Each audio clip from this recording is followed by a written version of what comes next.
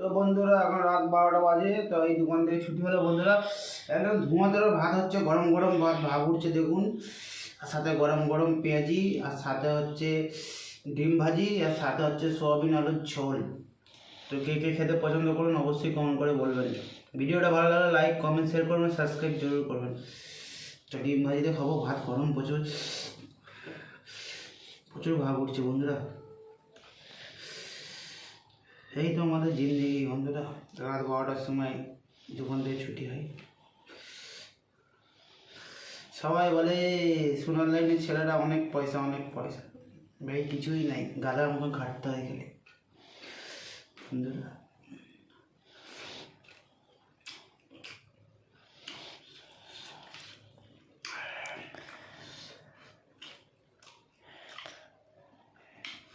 তো ভিডিওটা বেশি বড় করছি না, টাটা বাই বাই।